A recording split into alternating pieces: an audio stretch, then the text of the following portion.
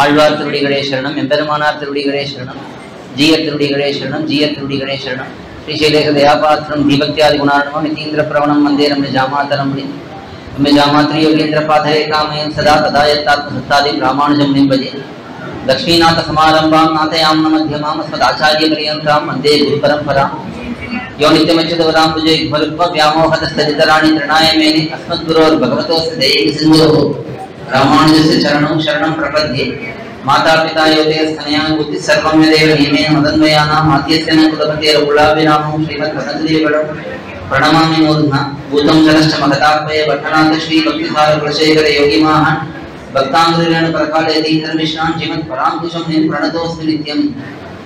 श्रीमन् மணவாள மாமுனிகள் சபை மூலமாக திருக்கோளூர் எம்பெருமானார் ஜீயர் தலைமையிலே ஸ்ரீ வைஷ்ணவ மாநாடானது மிக அழகாக நடந்து வருகிறது.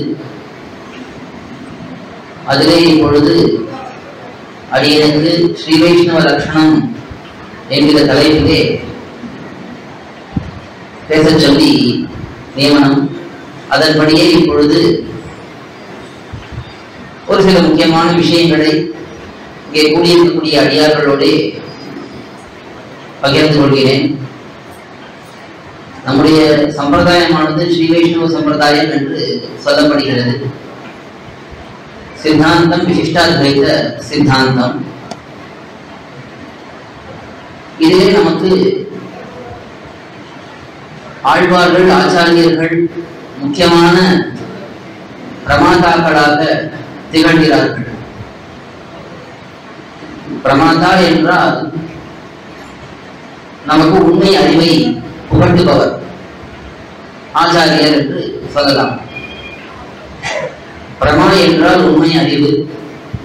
அதை நமக்கு பிரமாணத்தை கொண்டு உணர்த்துபவர்கள் பிரமாதாக்கள். நம்முடைய சம்பிரதாயத்திலே ஆழ்வார்களும் ஆச்சாரியர்களும் நமக்கு இப்படி பிரமாதாக்களாக இருக்கிறார்கள். அவர்கள் காட்டிய வழியிலே தான் நாம் நடக்க வேண்டும். ஸ்ரீ வைஷ்ணவ சம்பிரதாயத்தை பின்பற்றுபவர்கள் என்றால் ஆழ்வார்களுடைய திருவுள்ளம் என்ன, ஆச்சாரியர்களுடைய திருவுள்ளம் என்ன என்பதை புரிந்து கொண்டு அதன்படி நம்முடைய வாழ்க்கையை நாம் அமைத்துக் கொள்ள வேண்டும். இந்த ஆழ்வார்கள் ஆச்சாரியர்கள் இவர்கள் நமக்கு எந்த கருத்தை காட்டுகிறார்கள், எந்த விஷயத்தை சொல்லுகிறார்கள் என்றால், எம்பெருமான் ஸ்ரீமன் நாராயணன் அவனுடைய திருவுள்ளத்துக்கு எது உகப்போ அதைத்தான் நமக்கு ஆழ்வார்கள் ஆச்சாரியர்கள் காட்டுவார்கள். இந்த ஸ்ரீ வைஷ்ணவ சம்பிரதாயத்திலே ஆழ்வார்கள் ஆச்சாரியர்கள் நமக்கு காட்டியுள்ள முக்கியமான சில விஷயங்களை முதலிலே நாம் பார்க்கலாம். ஸ்ரீமன் நாராயணனே பரம்பொருள். அந்த ஸ்ரீமன் நாராயணனுக்கு மேலே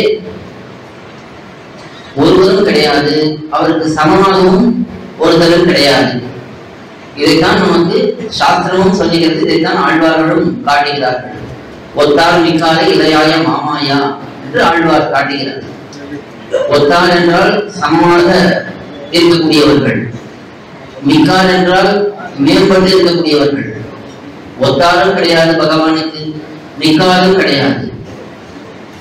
அந்த ஸ்ரீமன் நாராயணன் ஸ்ரீயப்பதி திருமகள் கேள்வன் அவனே நமக்கு உயர்ந்த தெய்வமாக கொள்ளப்படுகிறான்.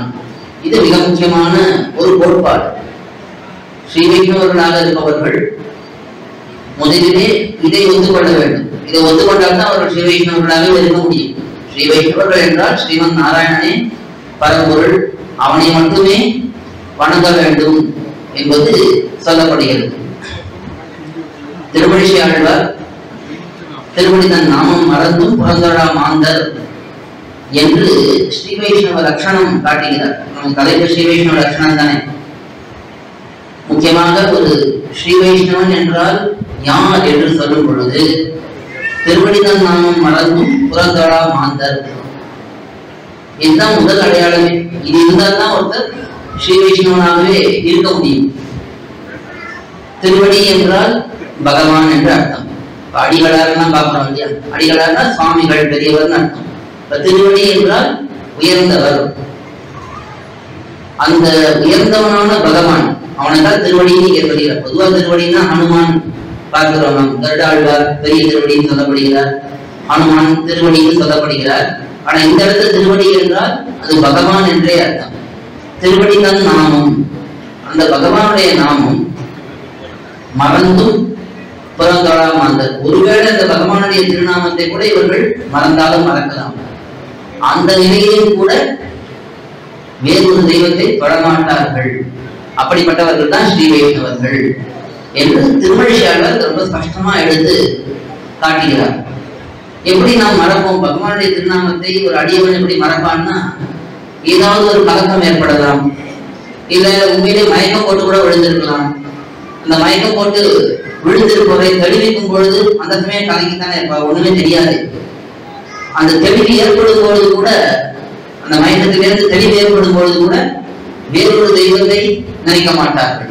அப்பொழுதும் எம்பெருமான கூட நினைக்காம இருப்பாங்க. சோர்வா இருக்கு, மயங்கி போயிருக்கும், ஒண்ணுமே தெரியல. தீர்ப்பாறை யாமினின்னு ஒரு பதிகம்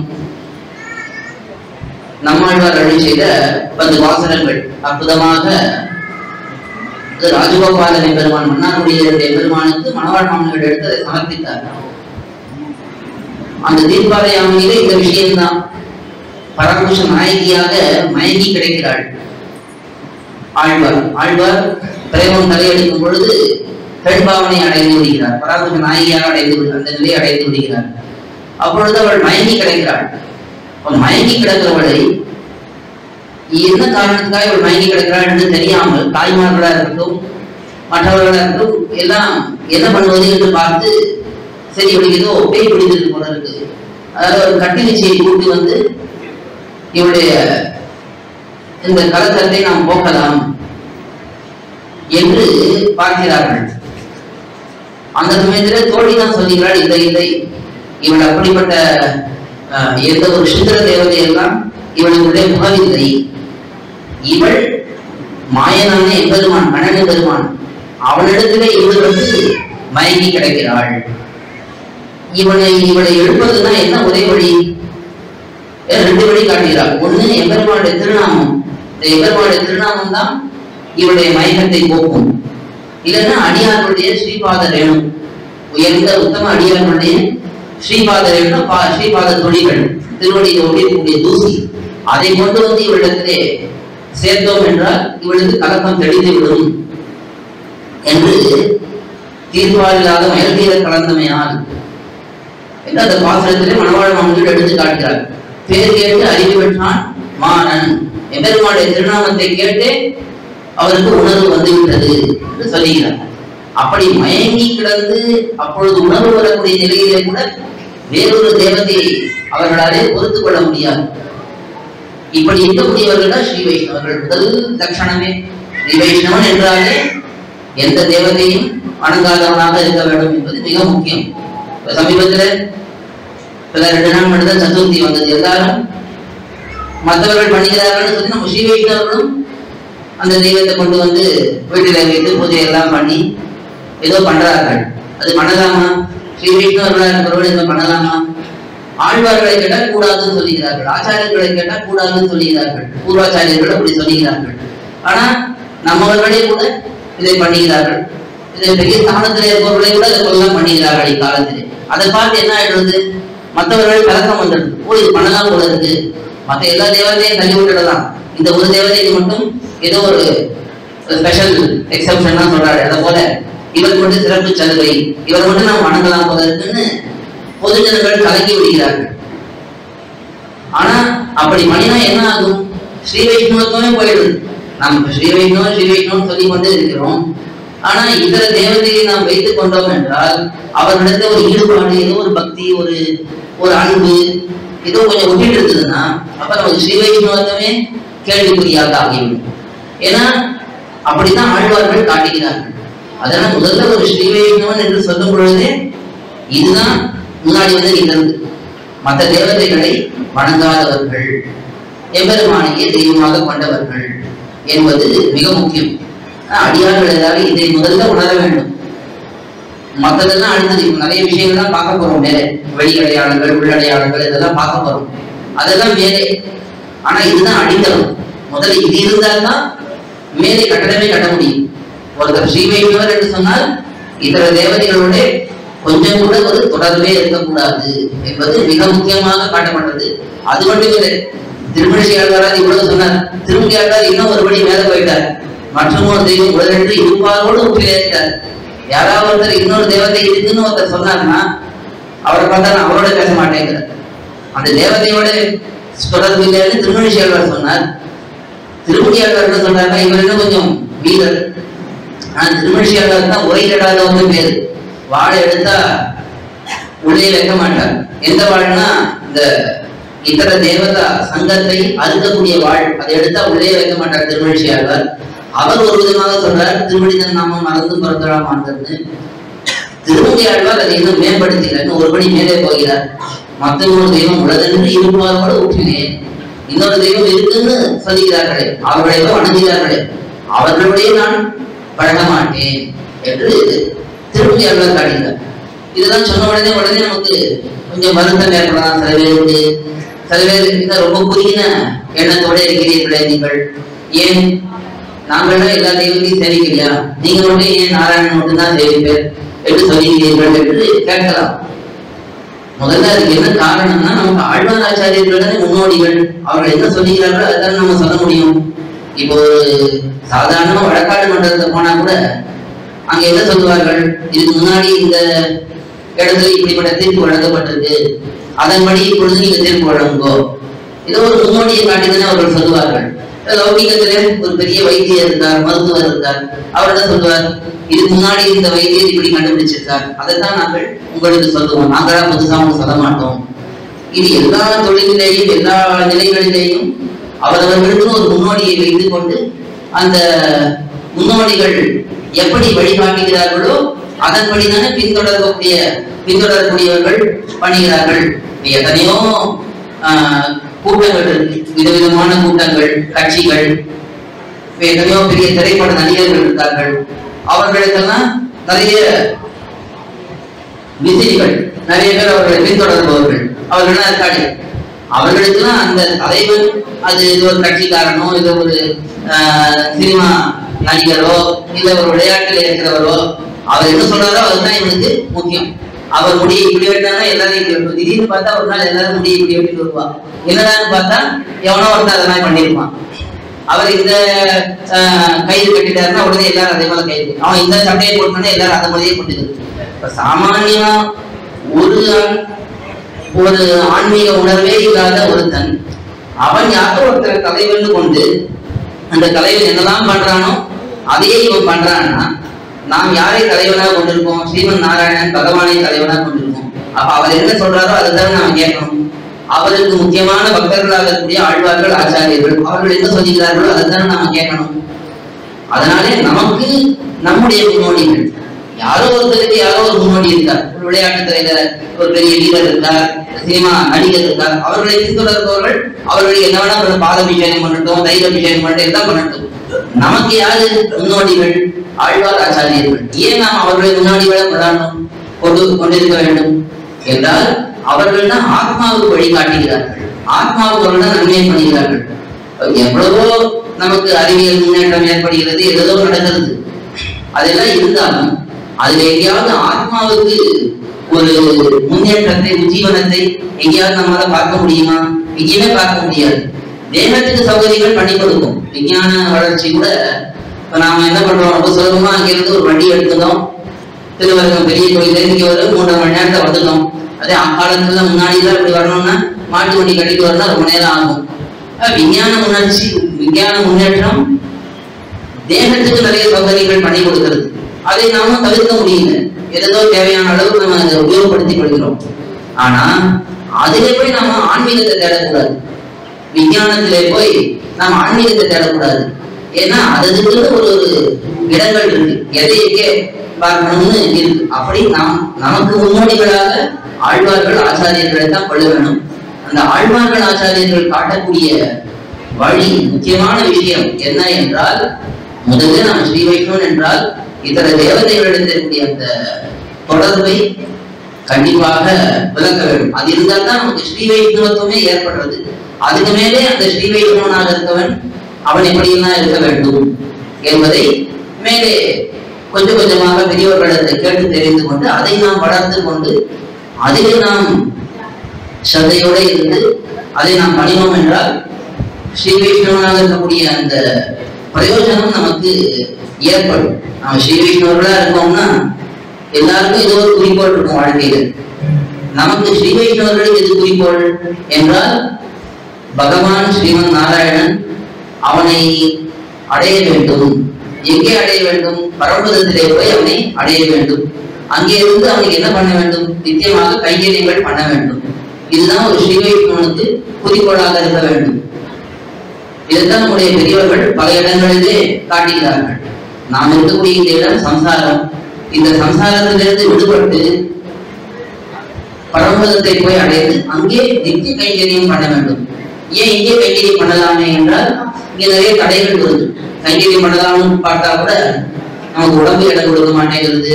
எங்கேயோ இடத்துல கைங்கரியத்துக்கு போனா அங்க இருக்கிறவர்கள் நம்ம கைங்கரியம் பண்ண விட மாட்டேங்கிறா. எத்தனையோ இடையூறுகள் இந்த உலகத்திலே. இயல்பாகவே இந்த சம்சாரங்கிறது துக்காலயம் அசாஸ்வதம் என்று எம்பெருமான் பகவத்கீதையிலே அருள் செய்கிறான். இது துக்காலயம், துக்கத்துக்கு இருப்பிடமா இருக்கு. எங்க போனாலும் நமக்கு துன்பங்கள் தான் இருக்கு. அதுக்கு மேலே அசாஸ்வதம், இது நிரந்தரம் இல்லாததாக இருக்குது. இது இல்லாத ஒரு இடம் எது என்றால் பரமபதம், வைகுண்டம். அந்த வைகுண்டத்திலே போனால் இதை போல துக்கங்களே கிடையாது. அங்கே இருக்கிறது எல்லாம் நிரந்தரமான அனுபவமாக இருக்கிறது. அங்கே போய் எம்பெருமானுக்கு கைகறி பண்ணணும்னா பண்ணலாம் பண்ணிட்டே இருக்கலாம். அதுக்கு முடிவே கிடையாது. எந்த ஒரு போட்டி, பொறாமை, உடம்பு வலி, தூக்கமின்மை, இந்த எந்த ஒரு பிரச்சனையும் அங்க கிடையாது. அதனாலதான் அங்க போகணும்னு ஆசைப்படுகிறோம். இதெல்லாம் நமக்கு பூர்வர்கள், ஆழ்வார்கள், ஆச்சாரியர்கள் காட்டின முக்கியமான கோட்பாடு. ஆக இப்போ இவனுடைய குறிக்கோள் இதுவாக இருந்தால் அதுக்கு இவன் என்ன பண்ணணும்? அதுக்காக இவன் தன்னுடைய வாழ்க்கையை ஓரளவுக்கு மாற்றிக்கொள்ள வேண்டும். இப்போ ஒருத்தன் மருத்துவர் ஆகணும்னு ஆசைப்படணும். அப்ப என்ன பண்றான்? அதுக்கு தேவையான புத்தகங்களை வாங்கி படிக்கிறான். அதுக்கு யார் யார் என்னென்ன உபதேசங்கள்லாம் பண்ணியிருக்கார்களோ அதையெல்லாம் கேட்கிறான். அந்த மருத்துவர்கள் கூடக்கூடிய இடம் அங்கே அடிக்கடி போறான். அவர்கள் என்ன பேசுகிறார்கள், என்ன பண்ணுகிறார்கள், தற்போது என்ன முன்னேற்றம் ஏற்படுறது, இதெல்லாம் அவன் தன்னை தேர்ச்சி பெருமாறு பண்ணிக் கொள்கிறான். எதுக்காக? அவனுக்கு குறிக்கோள் ஒரு மருத்துவராக ஆகணும். அதுக்கு தேவையான இடங்கள்ல போயிருந்து அந்த ஒரு கூட்டத்திலே கலந்து கொண்டு அதிலே அவனுக்கு வழிகாட்டிகளை தேர்ந்தெடுத்து அதிலே அவன் முன்னேறுகிறான். அதே போல நமக்கு ஸ்ரீ வைஷ்ணவர்களாக இருந்து பரமபதத்துக்கு போய் பகவானை அடைய வேண்டும் என்று ஆசைப்பட்டால் அப்ப அதுக்கு தகுந்ததான ஒரு கோஷ்டி, ஒரு கூட்டம், ஒரு சத்சங்கம், அதிலே போய் நாம் சேர வேண்டும். அதிலே நாம் விஷயங்களை கொஞ்சம் கொஞ்சமாக தெரிந்து கொள்ள வேண்டும். தெரிந்து கொண்ட விஷயங்களை நடைமுறைப்படுத்த வேண்டும். நடைமுறைப்படுத்தி அதை நல்ல வழிகாட்டிகளை வைத்துக் கொண்டு மேம்படுத்திக் கொள்ள வேண்டும். இதெல்லாம் நம்ம பண்றது எல்லாமே சரியா இருந்துருமா? முதல்ல ஏதோ ஒரு விஷயத்தை கத்துக்கிறோம், இதை இப்படி பண்ணணும், பெருமாளுக்கு நாம் புஷ்பத்தை வாங்கி சமர்ப்பிக்கணும், பெருமாளுக்கு பழங்களை கொண்டு போய் சமர்ப்பிக்கணும் இப்படின்னு யாரோ சொல்றா. சரி, நான் உடனே புஷ்பத்தை வாங்கணும்னு ஏதோ ஒரு புஷ்பத்தை போய் வாங்கி கொண்டு வந்து பெருமாளுக்கு சமர்ப்பிக்கிறேன். அப்ப அர்ச்சகர் சொல்லுவார், இதுல இந்த புஷ்பத்தை வாங்கிட்டு இது பெருமாளுக்கு பொருத்தமா இருக்காது, நல்ல புஷ்பமா வாங்கிட்டு வாங்க, இதை மதிப்பு வாங்கிட்டு வாங்க, விருட்சியை வாங்கிட்டு வாங்க அப்படின்னு சொல்லுவார். உடனே நம்ம மாத்திக்கிறோம். இதே போல ஒவ்வொரு இடத்துலையும் நமக்கு கற்றுக்கொண்டு நம்மை மேம்படுத்திக் கொள்வதற்கு வாய்ப்பு இருக்கிறது. அதை நாம் பண்ண வேண்டும். இப்படி பண்ணினோம்னா நல்ல வழிகாட்டுதலின் படி நாம் வாழ்க்கையை அமைத்துக் கொண்டோம் என்றால் நமக்கு இலக்கை போய் அடைவது சுலபமா இருக்கும். எல்லாருக்கும் குறிக்கோள் ஒன்று இருக்கு. அந்த குறிக்கோளை அடையணும்னா அதுக்கான வழிகளிலே போக வேண்டும் என்பது முக்கியம். இது ஓரளவுக்கு நம்முடைய இந்த ஸ்ரீ வைஷ்ணவ சம்பிரதாயத்திலே நாம் யார், நமக்கு என்ன குறிக்கோள் என்பதை பார்த்திருக்கோம். இதுக்கு மேலே இந்த ஸ்ரீ வைஷ்ணவனாக இருக்கிறவன் அவனுக்கு என்னென்ன அடையாளங்கள் இருக்க வேண்டும், அவனிடத்தை என்னென்ன தன்மைகள் இருக்க வேண்டும் என்பதை கொஞ்சம் சுருக்கமாக பார்க்கலாம். அதாவது இப்பொழுது நாம் பார்க்க போகிற விஷயங்களை முதல்ல இரண்டாக பிரித்துக் கொள்ளலாம். ஒண்ணு, ஒரு ஸ்ரீ வைஷ்ணவனுக்கு இருக்கக்கூடிய வெளி அடையாளங்கள், அதற்கு மேலே அவனிடத்தில் இருக்கக்கூடிய உள் அடையாளங்கள், ரெண்டுமே இருக்கணும். ஒரு ஸ்ரீ வைஷ்ணவன், ஒரு அடியவன் என்றால் அவனிடத்தில் வெளியில சில அடையாளங்கள் இருக்கணும், அதுக்கு மேலே உள்ளே சில அடையாளங்கள் இருக்கணும். இது ரெண்டும் இருந்தால்தான் அவன் நல்ல பூர்ணமான ஸ்ரீ வைஷ்ணவனாக இருக்க முடியும். எல்லாத்துக்கும் இந்த லௌகிக உதாரணத்தையே பார்த்துட்டே வந்தோம்னா ரொம்ப சுலபமா புரிஞ்சிடும். இப்போ ஒருத்தர் மருத்துவர் ஆகிவிட்டார், மருத்துவ படிச்சுட்டார், பரீட்சைலாம் எழுதிட்டார், அதுக்கான தேர்வெல்லாம் முடிஞ்சு அவருக்கு ஒரு மருத்துவராகவும் ஆகக்கூடிய வாய்ப்பு ஏற்பட்டு விட்டது. ஒரு ஆஸ்பத்திரியில போய் சேர்ந்துட்டார். சேர்ந்ததுக்கு அப்புறம் அவர் என்ன பண்ணணும்? அந்த ஆஸ்பத்திரி போகும்போது லுங்கியையும் பணியையும் போட்டு அங்க போவாரா? முடியாது. யார் நீ, எதுக்கு நீங்க வந்திருக்க அப்படின்னு கேட்பான். நான் மருத்துவரிங்க, நான் தான் இங்க எல்லாம் பண்ண போறேன், இந்த அறுவை சிகிச்சை நான் தான் பண்ண போறேன். முதல்ல என்ன சொல்லுவா? அதுக்குன்னு ஒரு உடையெல்லாம் இருக்கு, அந்த உடையெல்லாம் அணிந்து கொண்டு வாருங்கள் அப்படின்னு சொன்ன உடனே அவர் அதுக்குன்னு சரி என்ன உடையெல்லாம் கேட்டு அந்த உடையை கேட்டு அணிந்து போறார். அதுலயும் போனதுக்கு அப்புறம் உள்ள ஒரு அறுவை சிகிச்சை பண்ண போனோம். அப்படி பண்ண போகும்பொழுது அங்க அந்த ஒரு குழாய் ஒரு சட்டை அதை போட்டுக்கிட்டே அப்படியே உள்ள போறேன். இல்ல இப்படியெல்லாம் வரக்கூடாது, இதுக்கு மேல முழுக்க மூடிக்கொண்டிருக்கக்கூடிய ஒரு உடை இருக்கு, தலையை மூடிக்கொள்ள வேணும், வாயை மூடிக்கொள்ள வேணும், கையில எல்லாம் உதை போட்டுக்கணும் என்று சொல்லுவார்கள். இப்ப இதெல்லாம் என்னது? வெளி அடையாளம். அந்த ஒரு வேலைக்கு ஒருத்தர் போறாருன்னா அவருக்கு இருக்க வேண்டிய வெளி அடையாளங்கள் அதுதான். அதையெல்லாம் அவர் கொண்டால்தான் அவரால் அந்த வேலையை ஒழுங்கா பண்ண முடியும். அப்பொழுதுதான் அந்த வேலையை அவர் பண்ண அனுமதிப்பார்கள். இல்லைன்னா அந்த வேலையை பண்ணுவதற்கு அனுமதிக்க மாட்டார்கள். இது வெளி அடையாளங்கள். அதே போல உள் அடையாளங்கள். அந்த மருத்துவருக்கு என்ன தெரிஞ்சிருக்கணும்? அவருக்கு அறுவை சிகிச்சைனா அது எப்படி பண்ணணும் என்பது தெரிஞ்சிருக்கணும். உடலில் என்னென்ன உறுப்புகள் இருக்கு அது தெரிஞ்சிருக்கணும். இந்த அறுவை சிகிச்சை பண்ணும் பொழுது அவருக்கு என்ன வேணும்? நுட்பமான கூர்மையான எண்ணம் வேணும். ஏன்னா ஏதாவது ஏடா கூடமா குத்தக்கூடாத இடத்துல குத்திட்டாருன்னா என்ன ஆகும்?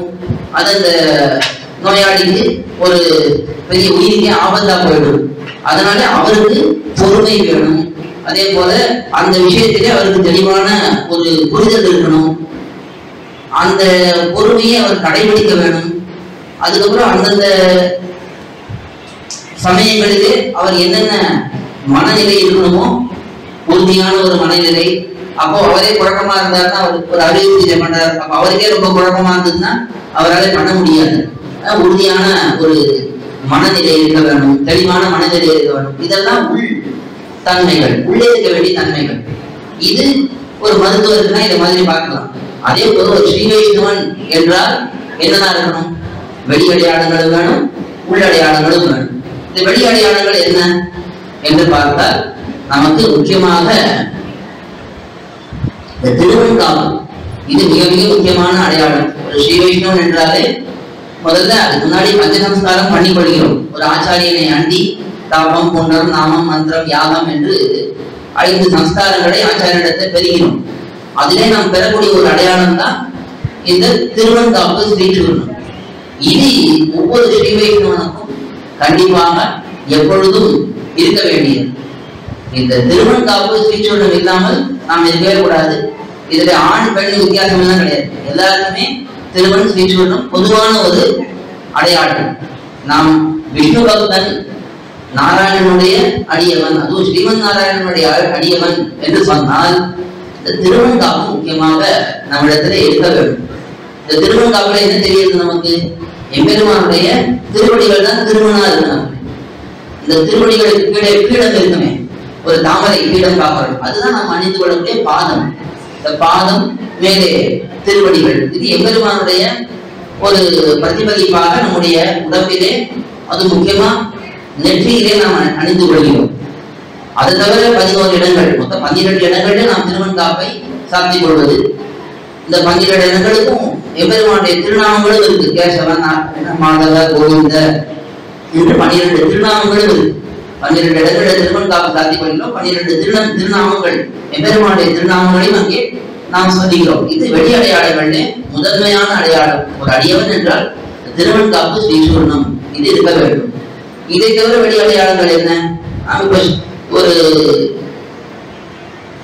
ஆண்கள் என்றால் நமக்கு வேஷ்டி. இந்த வேஷ்டிங்கிறது ஒரு முக்கியமான அடையாளமாக இருக்கிறது. அதுக்கு மேலே உத்தரியும், மேலே வடிந்து கொள்ளக்கூடிய உத்தரியும். இதெல்லாம் பொதுவாக நம்முடைய தர்மத்திலே எல்லாருமே வேஷ்டி உத்தரியம் தான் அணிந்து கொண்டிருந்தார்கள். காலப்போக்கிலே ஆங்கிலேயர்களுடைய ஒரு அவர்களுடைய ஈடுபாடு வந்ததுனாலே, அவர்களுடைய ஆதிக்கம் ஏற்பட்டதுனாலே எல்லாரும் இந்த குழாய் சக்தியில் தான் அணிந்து கொள்வது என்று ஆகிவிட்டது. ஆனா நாம் ஸ்ரீ வைஷ்ணவர்களாக இருக்கக்கூடிய நாம் இந்த தர்மத்தை, சனாதன தர்மத்தை பின்பற்றக்கூடிய, வைதிக தர்மத்தை பின்பற்றக்கூடிய நாம் எப்பொழுதும் நமக்கு இருக்கக்கூடியது இந்த வேஷ்டி உத்தரியம், இதை அணிந்து கொள்ள வேண்டும். அதுவும் வெள்ளை வேஷ்டி, வெள்ளை உத்திரியம். வேஷ்டி உத்திரியனாலே வெள்ளையிலே தான் இருக்கணும். அதுதான் நமக்கு உச்சிதமானது, பொருத்தமானது. இது ஒரு முக்கியமான அடையாளம். இதே பெண்கள் என்றால் புடவை, சிறு குழந்தைகள் என்றால் பாவாடை, சட்டை, தாவணி, இதெல்லாம் நம்முடைய தர்மம், நம்முடைய கலாச்சாரத்தை காட்டக்கூடிய அடையாளங்கள். இதை வைதிகர்களாக இருக்கக்கூடிய நாம் கண்டிப்பாக பின்பற்ற வேண்டும். இப்படி ஒரு மருத்துவர் அவருடைய வேலைக்கு போகும் பொழுது அவர் அதுக்கான உடைகளை அணிந்து கொண்டு போகிறாரோ, அதே போல நாம் கோயிலுக்கு போகும் பொழுதோ, ஒரு சத்சங்கத்துக்கு போகும் பொழுதோ, இன்னும் சொல்ல போனா எல்லா நேரமும் இப்படிதான் இருக்கணும். நாம் கிரகத்திலேயும் எப்பொழுதும் நாம் இதே போல வேட்டி, இதே போல ஒரு உதரியம், இதே போல திருமண்டாப்பு, ஸ்ரீசூர்ணம், பெண்களாக இருந்தால் புடவை, இப்படிதான் எல்லாருமே எல்லா சமயத்திலுமே இருக்க வேணும்.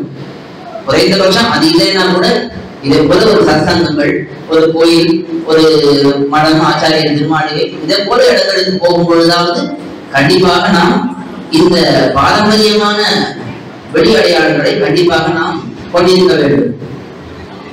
அதை தவிர நாம் பண்ணக்கூடிய மற்ற செயல்கள், இந்த வெளி அடையாளங்கள் வரும் பொழுது பெரியவர்களை பார்த்தால் வணங்குவது, இதெல்லாம் இன்னைக்கு இதெல்லாம் கூட நம்ம சொல்லிக் கொடுக்க வேண்டியது. பல பேருக்கு ஒரு அடியவர்களாக இருக்கக்கூடியவர்கள் இன்னொரு அடியவரை பார்த்தால் விழுந்தே சேவிக்கணும். நியாயமா பார்த்தா ஒரு வைஷ்ணவன் இன்னொரு வைஷ்ணவனை பார்த்தா விழுந்து சேவிக்கணும். அதெல்லாம் இப்ப நிறைய குறைந்து போய்விட்டது. ஏதோ சில பேர் பண்ணுகிறார்கள், சில பேர் பண்ணுவதில்லை.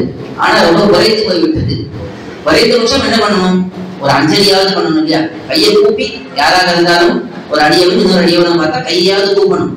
அதுவும் இப்ப எப்படி ஆயிடுச்சு, இப்படி ஆயிடுச்சு, இப்படி இப்படி இல்ல அவரவர்கள் ஒரு கையிலே ஏதோ ஒரு காரியத்தை பண்ணுவது, அதிலேயும் கொஞ்சம் ஸ்ரத்தை இல்லாமல் இப்படி பண்ணுவது.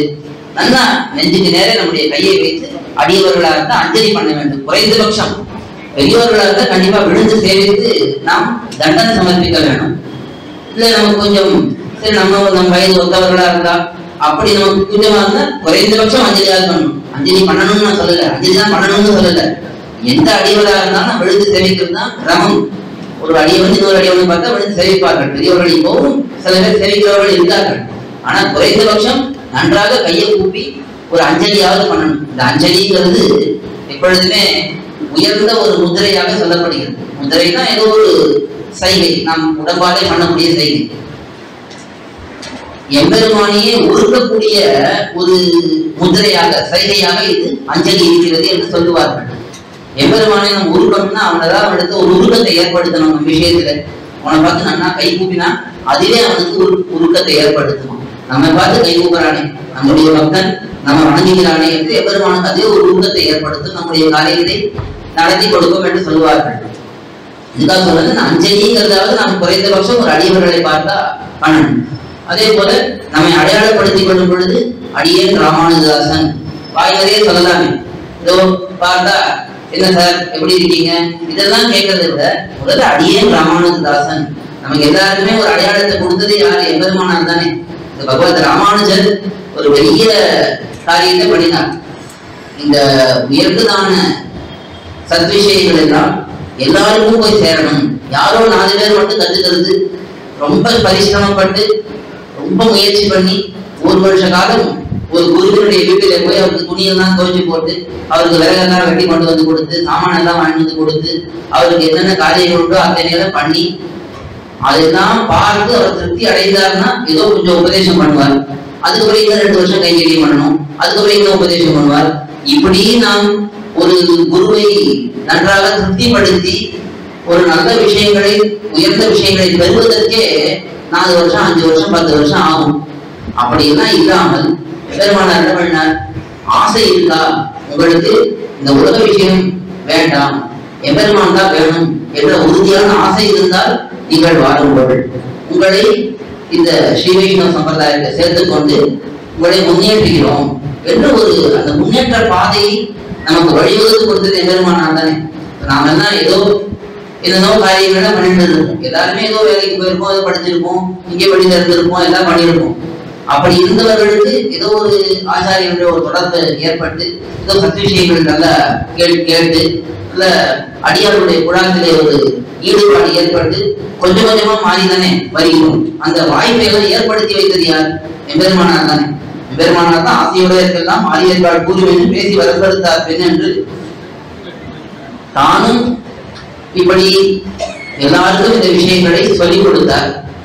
தானே இருந்து திருவரங்கம் பெரிய கோயிலா இருக்கட்டும், திருநாராயணபுரமா இருக்கட்டும், எத்தனையோ திவ்யதேசங்கள்ல இருந்து கொண்டு எத்தனையோ இடங்கள்ல இருந்து கொண்டு இதை போல உயர்ந்த அர்த்தங்களை மற்றவர்களுக்கு அவர்களுடைய நிலையை அறிந்து ஒருத்தருக்கு எப்படி இப்படி சொல்லணுமோ அப்போது சிந்தை செய்தே என்று ராமானுஜன் தலையிலே காட்டுகிறார் இல்லையா. ஒரு பிள்ளைவரங்காவலி தாசர் வருகிறார். அவர் தன்னுடைய மனைவிடத்திலே மிகுந்த ஈடுபாடு கொண்டிருக்கிறார். அவரை எப்படி எம்பெருமானார் திருத்துகிறார்? எம்பெருமானுடைய கண்ணை காட்டி திருத்துகிறார். அதே ஒரு பெரிய வித்வான் வருகிறார். அவரிடத்தை வாதம் பண்ணி ஜெயித்து அவரை திருத்துகிறார். இப்படி யார் யாருக்கு எப்படி உச்சிதமான உபாயங்களை கொண்டு அவர்களை திருத்த வேணுமோ அப்படியெல்லாம் திருத்தி தான் இப்படி நடத்தி காட்டினார். தான் பண்ணினது மட்டும் இல்லாமல் மற்றவர்களும் தன்னுடைய சிஷ்யர்களிலே உயர்ந்த அதிகாரிகள் ஒரு 74 ஆச்சாரியர்களை தேர்ந்தெடுத்து 74 பேரை தேர்ந்தெடுத்து அவர்களை ஆச்சாரிய பீடத்திலே அமர்த்தி அவர்களை கொண்டு இன்னும் எல்லா இடத்திலும் இந்த சம்பிரதாயமானது வளரும்படிக்கு அவர் தானே ஆணையிட்டு அதை நடத்தி வைத்தார். அப்படிப்பட்ட பெரிய காரியத்தை அவர் பண்ணினதுனால்தான் இந்த சம்பிரதாயத்துக்கே ஸ்ரீ வைஷ்ணவ சம்பிரதாயம் தெரியறதோட எல்லா இடத்தையும் எப்படி தெரியுது? ராமானுஜ சம்பிரதாயம், எம்பெருமானார் சம்பிரதாயம் என்றுதான் உலகத்திலே இது பிரசித்தி அடைந்திருக்கிறது. வடக்கெல்லாம் போனா ராமானுஜ சம்பிரதாயமா அப்படிதான் கேட்பா. அவளுக்கு ஸ்ரீ வைஷ்ணவ சம்பிரதாயம்னா அவளுக்கு சொல்ல தெரியாது. மிஞ்சி மிஞ்சி போனா ஸ்ரீ சம்பிரதாயமானு கேட்பா. அவ்வளவுதான் அவள் கேட்பா. இல்லைன்னா ராமானுஜ சம்பிரதாயமான்னு கேட்பா. அப்படி நம்பெருமாளே இந்த திருநாமத்தை ஏற்படுத்தினார். இந்த சம்பிரதாயத்துக்கு நம்பெருமாளே எம்பெருமானார் செய்த அந்த செயல்களுக்காக எல்லாரும் எம்பெருமானார் என்ன காரியத்தை பண்ணியிருக்கிறார், இந்த சம்பிரதாயத்தை உயர்த்துவதற்கு என்னென்ன காரியங்கள் பண்ணியிருக்காருங்கிறதை உலகம் அறிய வேண்டும் என்பதற்காக இது ராமானுஜ சம்பிரதாயம் எம்பெருமானார் தரிசனம் என்றே வழங்கப்படட்டும் நம்பெருமானுடைய திருவுள்ளம். அப்படிப்பட்ட அந்த எம்பெருமானாரோடைய நமக்கு இருக்கக்கூடிய சம்பந்தம் நம்ம ஒவ்வொருத்தருக்கும் ஒரு ஆச்சாரிய மூலமா கடைசியில எங்கே போய் நாம் சேருகிறோம்? எம்பெருமானாரிடத்தான் சேருகிறோம். அதுக்கு மேல எம்பெருமானார் நம்மை எம்பெருமானிடத்தை காட்டி கொடுத்து நமக்கு நன்மையை பண்ணுகிறார். அந்த எம்பெருமானாருடைய சம்பந்தம் நமக்கு இருக்குங்கிறதை அடியேன் ராமானுஜதாசன் வாயால நாம் சொல்லி நாம் அந்த விஷயத்தை வெளியிட வேண்டும். இதெல்லாம் நாம் வெளியிலே பண்ணக்கூடியது. அது தவிர எம்பெருமானிடத்திலையும் அடியார்களிடத்திலையும் ஆச்சாரியரிடத்திலையும் மிகுந்த பக்தியோடும் மிகுந்த பிரீதியோடும் எவ்வளவு கைங்கரியங்கள் முடியுமோ இதெல்லாம் நாம் பண்ண வேண்டும். இதெல்லாம் வெளியிலே நாம் பண்ணக்கூடிய விஷயங்கள். இது முதல் பகுதி. இது கூட ஓரளவுக்கு நமக்கு பழகினா வந்துவிடும். ஆனா உள்ளடையாளங்கள் அது அடுத்தது. அது இன்னும் கஷ்டம். வெளியடையாளர்கள் திருமணம் கூட நம்ம 4 நாள் யாராவது பெரியவர்கள் அப்பாவோ அம்மாவோ தாத்தாவோ பாட்டியோ யாரும் சொல்றா விழுந்து போற கேட்டா நெத்தி வாழ் நெத்தியா இருக்கு திருமணம் விட்டு போகும் அப்படின்னு திருமணத்தோட சொல்லிட்டு இருந்தாங்கன்னா நல்ல பிள்ளையா தான் கேட்டுடுவோம். கொஞ்சம் துடுக்கு பிள்ளையா இருந்தா ஏன் தொந்தரவு பண்ணியா இருக்க, நான் வச்சு காட்டி போறேன் உனக்கு என்ன இப்படி எல்லாம் கேட்பார்கள். ஆனா நல்ல விதத்துல சொன்னா நல்ல பிள்ளைகளா இருந்தா அதையாவது மாத்திட்டு விடுவாங்க. ஆனா இந்த உள்ளடையாளர்கள் வந்து ரொம்ப கஷ்டம். அது அடுத்தது பார்க்க போறோம். இது பல இடங்களில் நம்முடைய பூர்வாச்சாரியர்கள் எடுத்து காட்டுகிறார்கள், பலவிதமாக காட்டியுள்ளார்கள். அதிலே ஒரு சில விஷயங்களை சுருக்கமா பார்க்கலாம். அதாவது முதல் விஷயம், நமக்கு இந்திரியங்களை அடக்கக்கூடிய தன்மை வேணும். இன்னும் சொல்ல போனா உயர்ந்த கிரந்தங்கள் அதுதான் என்ன காட்டுகிறார்கள், நமக்கு ஆச்சாரிய சம்பந்தம் ஏற்படுறதே இந்திரியங்களை அடக்கினால்தான் ஆச்சாரிய சம்பந்தமே உண்மையாக ஏற்படும். அது இல்லாம நமக்கு நானும் ஆச்சாரிய சம்பந்தம் பெற்றிருக்கிறேன்னு நம்ம சொல்லிக்கலாம். ஆனா உண்மையான அந்த ஆச்சாரிய சம்பந்தமானது எப்பொழுது பரிமளிக்கும், எப்பொழுது நன்றாக ஏற்படும் என்றால் இந்திரிய செயல் இருக்கணும். வெளி இந்திரியங்களையும் அடக்கணும், உள் இந்திரியங்களையும் அடக்கணும். இது ரெண்டுமே இருந்தால்தான் மற்ற எல்லாமே. எப்படி முதல்ல பார்த்தோம் இல்லையா, தேவதாந்தர சம்பந்தத்தை ஒழித்தால்தான் நம்ம ஸ்ரீ வைஷ்ணவன்ற அந்த நிலைக்கே வர முடியும். அதே போல உள்ளடையாளங்கள் என்று வரும் பொழுது இந்த இந்திரிய ஜெயம்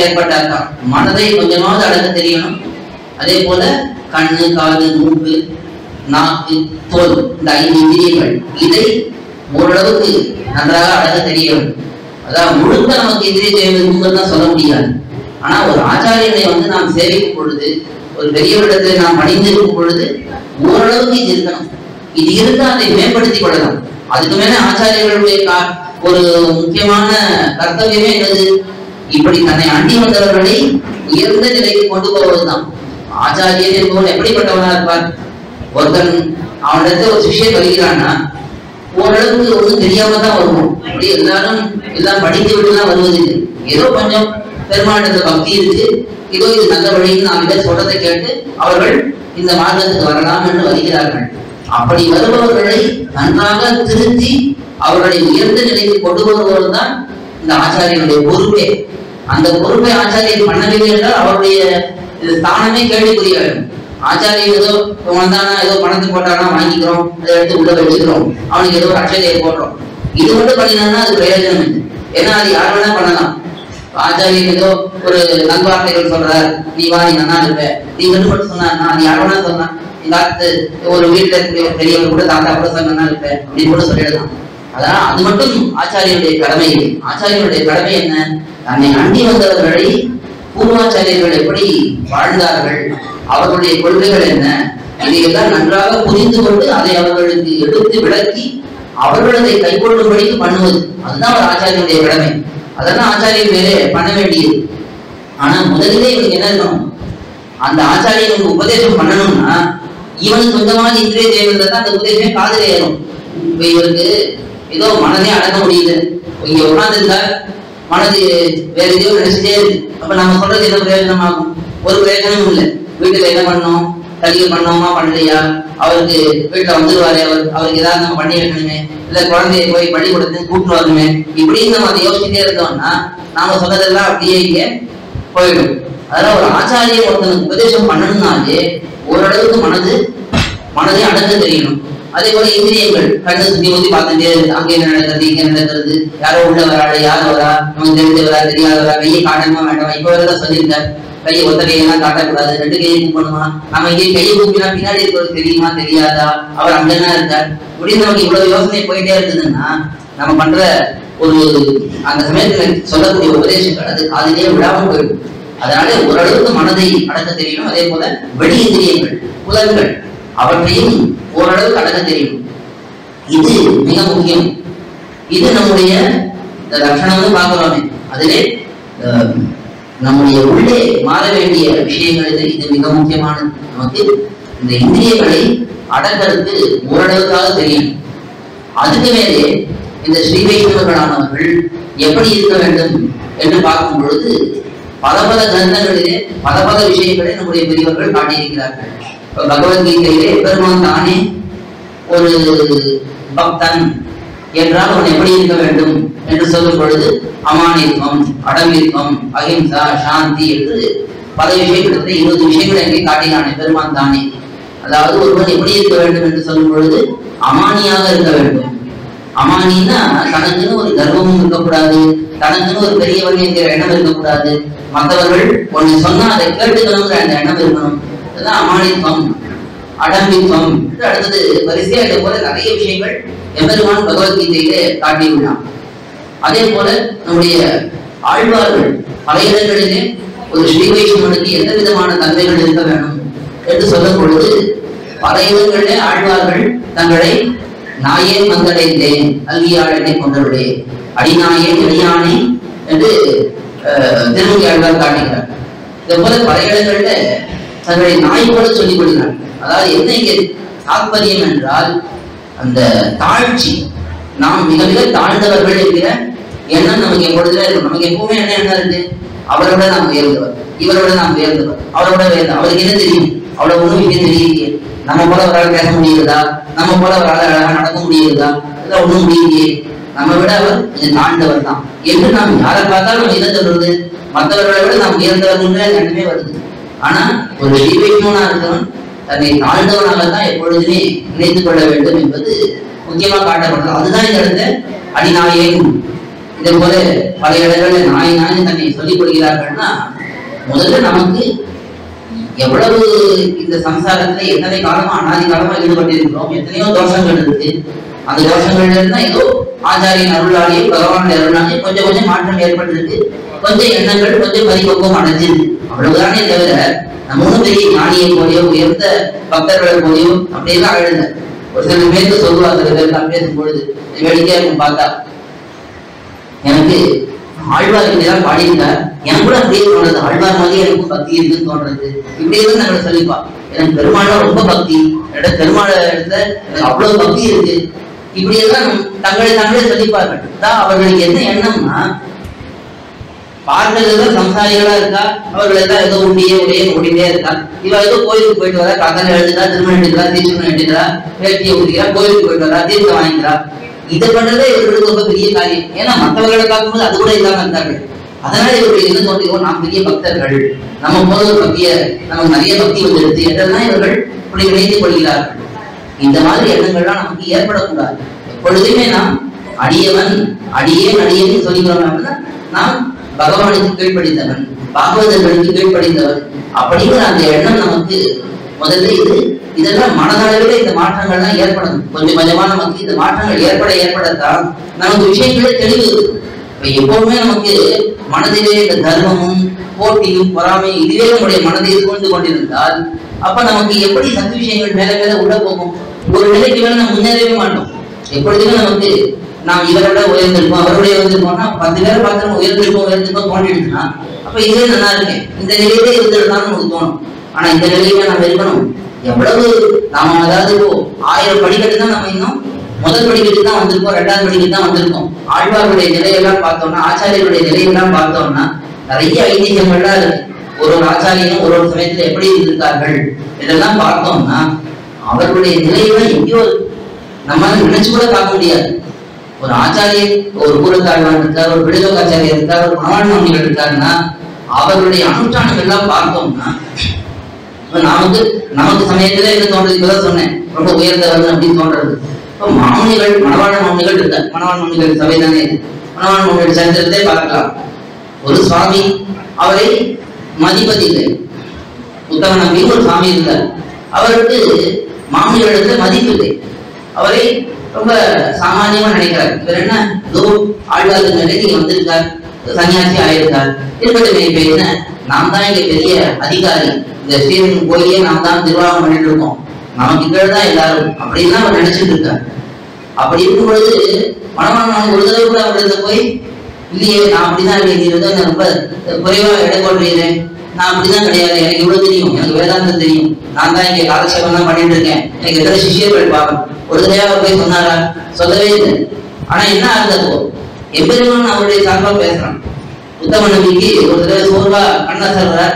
அப்ப எம்பெருமான் அவருடைய கனவில் தோன்றி, இவர் நான் படிச்சுட்டு இருக்கேன், இந்த ஆதிசேஷன் அவர் தான் இங்க மனவாழ மாமியா இருக்கார், அவரை போய் இப்படி குறைவா நடத்துறீங்க அப்படி எம்பெருமான் பண்ணுவான். அதாவது நாம் நம்முடைய பெருமையை ஸ்தாபித்துக் கொள்ளலாம் நாமே என்று நாம் பார்த்தோம்னா அது நமக்கு கீழே கீழே போகும்.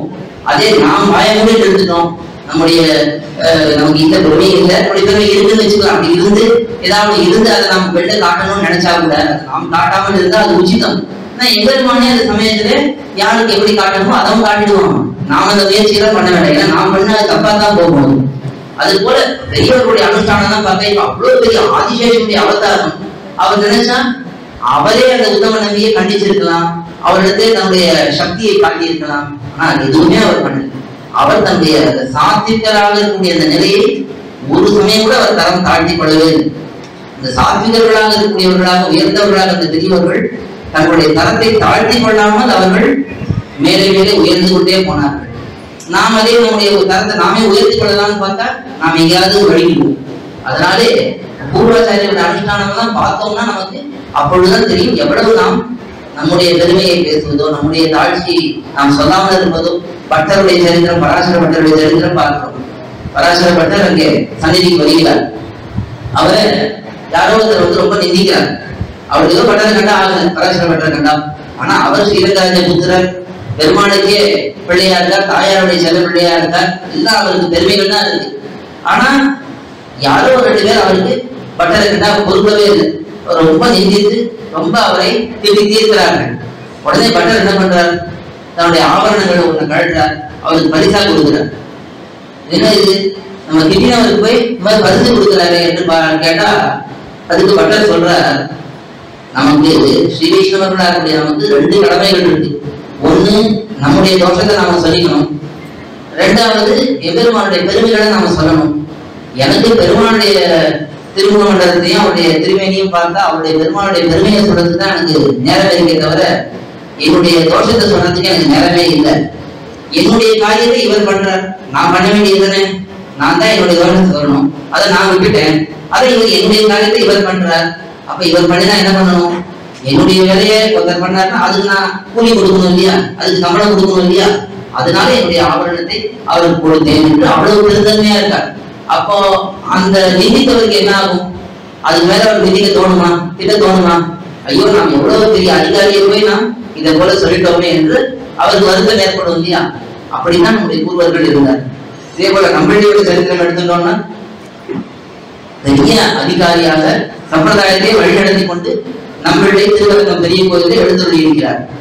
அப்போ அந்த சமயத்துல அங்கே கந்தாடை கோழப்பர் என்று முதலியாண்டாருடைய வம்சத்திலே வந்தவர். அவர் ரொம்ப அழகா அங்கே சம்பிரதாய நிர்வாகம் எல்லாம் பண்ணிட்டு கோயில் எல்லாம் அவர் தான் பார்த்துட்டு இருக்காரு. அவருக்கு நம்மளுடைய இடம் பிடிக்குது.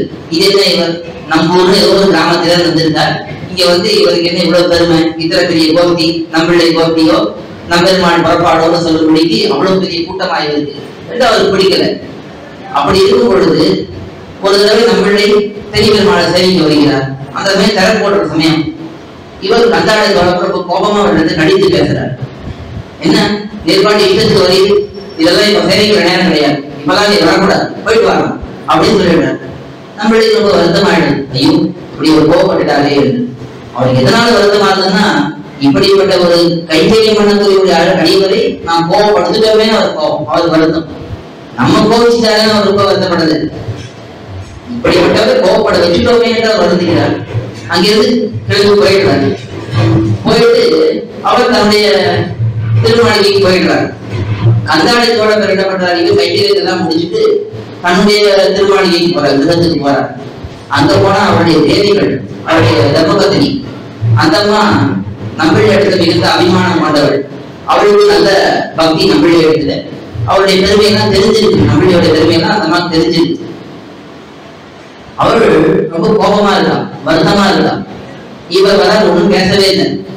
இவளுக்கு ரொம்ப சந்தேகமா என்ன, இது இவ்வளவு கோபமா இருக்கா இவன் என்று கேட்கிறார். என்னாச்சு என்று கேட்ட அவள் சொல்லுகிறாள், பொழுது இது நம்மளுடைய இடத்துல ரொம்ப கோபப்பட்டீராமே, அவருடைய இடத்துல இவ்வளவு பெரிய அவசாரப்படுத்தீரே, அவர் எவ்வளவு நம்மாழ்வாரே உருவெடுத்து வந்தீங்க அர்த்தம் சொல்வதை போல அவர் காலட்சேபம் சொல்லிட்டு இருக்கார்.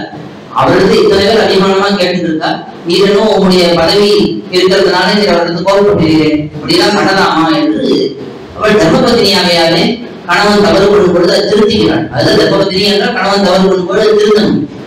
அவள் திருத்துகிறாள். இவருக்கும் உணர்வு வந்துடுது, ஐயோ நாம தப்பு பண்ணிட்டோம் அப்படிங்கிறது புரிஞ்சுடுறார். சரி என்ன பண்ணலாம் என்று கேட்டு உடனே அவள் சொல்றா, அவளுடைய தர்மபத்தி சொல்றா, அவளுக்கு மன்னிப்பு கேட்கணும், முதல்ல மன்னிப்பு கேட்காம இருக்கக்கூடாது, நாம தப்பு பண்ணணும், நாம தான் மன்னிப்பு கேட்கணும் என்று சொல்ல, சரி நாம மன்னிப்பு கேட்கணுமா, சரி ராத்திரி நேரம் ஆயிடுச்சு, சரி போயிடலாம், யாருக்கும் தெரியாம போய் மன்னிப்பு கேட்டுருந்தேன், அப்ப கூட யாருக்கும் தெரியாம போய் மன்னிப்பு கேட்டுருக்கலாம் அப்படின்னு புறப்படுறாரு. புறப்பட்டு கதவை திறந்தா அங்க வாசல ஒரு உருவம் நிக்கிறது, முக்காடு போட்டு உட்கார்ந்து இருக்காரு. யாருக்கு வந்திருக்கா என்று பார்த்தால் அவர் எழுந்துக்கிறார். எழுந்து அடியேன் கலிகண்டி தாசன் வந்திருக்கேன், நம்மளே வந்திருக்கார், அவர் திருக்கலிகண்டி தாசன் பேர் திருநாமம், அடியேன் கலிகண்டி தாசன் வந்திருக்கேன் என்று சொல்லுகிறார். அப்படியா, என்ன விடயம், நாம இடத்த கோச்சிட்டேன் அதுதான் கேட்க வந்திருக்கிறா அப்படின்னு கேட்க, இது தேவன் கோபப்படுத்திட்டேனே, எம்பெருமான அந்தரங்க கைதேவர் தேவரை போய் கோபப்படுத்தி விட்டேனே, அதுக்காக அபராத சாமனம் பண்ணிட்டு வந்திருக்கேன் என்று நம்மளுடைய இவர்கிட்ட மன்னிப்பு கேட்கிறார். தப்பு பண்ணதெல்லாம் கந்தாடை தோழர், ஆனா இவர் மன்னிப்பு கேட்கிறார். இதை பார்த்த உடனே கந்தாடை தோழருக்கு கையும் ஓடுது காலம் ஓடுது, இப்படி ஒருத்தரா, தப்பு பண்ணது நாம, அதுவும் எப்படிப்பட்ட தப்பு பண்ணியிருக்கோம், பொதுவிலே அவர் அவமானப்படுத்திருக்கோம். எல்லாருமே ஏதோ ஏகாந்தத்துல இப்ப நான் கூட பேசிட்டு வருவோம், ஏதோ ஒருத்தருக்கு கோபம் இருக்கலாம், ஏதோ வருத்தம் இருக்கலாம், விவாதமாகலாம், இவரோட உனக்கு ஒண்ணும் தெரியாதுன்னு சொல்லலாம், இவர் எனக்கு ஒண்ணும் தெரியாதுன்னு சொல்லலாம், இதெல்லாம் அந்தரங்கத்திலே ஏதோ நடக்கலாம். ஆனா இவர் என்ன பண்ண, பொதுவிலே அவரை பெரிய அதிகாரி தப்பிள்ளை அவரை அவமானப்படுத்திருக்காரு. ஆனா அப்படி எல்லாம் எதையுமே கணிச்சிக்காமல் நம்மள்ட்ட என்ன சொல்றாருன்னா, உங்களிடத்துல நான் மன்னிப்பு கேட்க வந்திருக்கேன் சொல்றாரு. இந்த பார்த்த கண்டாளத்தோட வந்து விலவலுக்கு போயிடுச்சு. நான் என்ன நினைச்சிட்டு இருந்தேன், இந்த நாள் ஏதோ இங்க ஸ்ரீரங்கத்துல ஒரு 10 பேர் 1000 பேருக்கு நீ ஆச்சாரியன் நினைச்சிட்டு இருந்தேன். ஆனா உண்மையிலேயே இதுதான் லோகாச்சாரியர், உலகத்துக்கே இதுதான் ஆச்சாரியர். இப்படிப்பட்ட உயர்ந்த குணம் இந்த சாமானியமா இருக்கக்கூடியவர்களிடத்தை பார்க்க முடியாது, போல அதிகாரிகளிடத்தை தான் அதை பார்க்க முடியும் என்று அவர் தான் நம்மளுடைய லோகாச்சாரியர்கள் திருநாமத்தையே கொடுத்தார். அப்படி பூர்வாச்சாரியர்களுடைய வாழ்க்கையில பார்த்தோம்னா ஒவ்வொரு சமயத்திலையும் தாங்கள் எவ்வளவு உயர்ந்தவர்களாக இருந்தாலும் தங்கள் உயர்த்தியை பற்றி அவர்கள் பெரிதாக நினைக்காமல் தாங்கள் தாழ்ந்தவர்கள் என்றே நினைத்துக் கொண்டிருந்தார்கள். அப்படியெல்லாம் இருந்ததுனால்தான் அவர்களுக்கு எவ்வளவுக்கு எவ்வளவு ஒரு பயிர் கீழே குனியறதோ அவ்வளவுக்கு எவ்வளவு வெள்ளத்திலே தப்பிச்சு கொஞ்ச நேரத்துல நல்லா உயர்ந்துடும். அதே வெள்ளம் வரும் பொழுது உயர்ந்துடுன்னா வெள்ளத்துல அடிச்சுட்டே போயிடும். அதனால தன்னை தாழ்த்தி கொண்டவர்கள் மிகவும் உயர்கிறார்கள். ஆக இந்த குணம் மற்றவர்கள் முன்னாடி நம்மை உயர்ந்தவர்கள் என்று நினைக்காமல் இருப்பது அது மிக முக்கியமான ஒரு குணம் என்று பார்க்கணும். இது நம்முடைய பூர்வர்கள் பல இடங்களிலே எடுத்து காட்டியிருக்கிறார்கள். இது ஒரு முக்கியமான உள்ளடையாளம். நல்ல ஸ்ரீ வைஷ்ணவன் என்றால் அந்த ஒரு வினயம். பொதுவாக சொல்லப்படுறது நல்ல அறிவுள்ளவன், நல்ல ஞானம் உள்ளவன் வினயம் உள்ளவனாக இருப்பான், பவ்யத்தை உள்ளவனாக இருப்பான், அடங்கி இருப்பான். ஏதோ அறகுறையா தெரிஞ்சவர்கள் தான் என்ன போல தந்தை பத்தி ஏதோ பேசிட்டு இருப்பான். ஒன்றும் தெரியாதவர்கள் அடக்கமாக வாயை மூடிக்கொண்டு மற்றவர்களிடத்தை மதிப்போட இருப்பார்கள் என்று பொதுவாகவே அறிவு என்பதே இந்த வினயத்தை கொடுக்கும் என்று சொல்லுவார்கள். நம்முடைய பூர்வர்கள், ஆழ்வார்கள், ஆச்சாரியர்கள் நமக்கு எப்படிப்பட்ட அறிவை காட்டியிருக்கிறார்கள்? உயர்ந்த அறிவு, உயர்ந்த ஞானம், இந்த உலகத்திலே எங்கேயும் கிடைக்காத ஞானம், அதை பெற்றவர்கள்.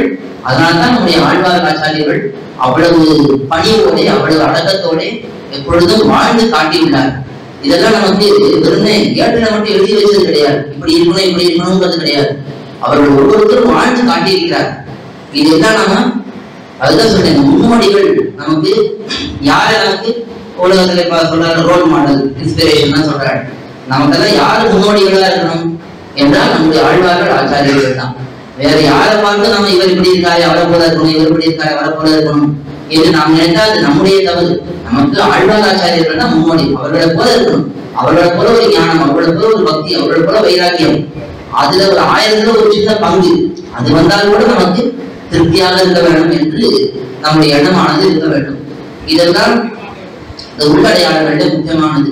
இது தவிர நமக்கு சம்பிரதாய ரீதியாக பார்த்தோம் என்றால் இன்னும் நிறைய விஷயங்கள் காட்டுகிறார்கள். இப்ப பிள்ளை லோகாச்சாரியர் மூச்சு படியில ரொம்ப அழகா புறம்புண்டான பற்றுக்களுடைய வாசனையோடைய விடுகையும், எம்பெருமானே தஞ்சம் என்று பற்றுகையும், வேறு தப்பால் என்று துணிந்திருக்கையும், வேற்றுக்கு துறைக்கையும், இருக்கும் நாள் ஓதரன எந்தங்களிலே குணானுபவ கைங்கரியங்களே பொதுவாக்காகையும், திருமந்திரத்திலையும் துயத்திலையும் நியதனாகையும் என்றெல்லாம் ரொம்ப அழகா எடுத்து காட்டியிருக்க. ஆச்சாரிய பிரேமம் கணத்திருக்கையும் இதெல்லாம் காட்டியிருக்காங்க.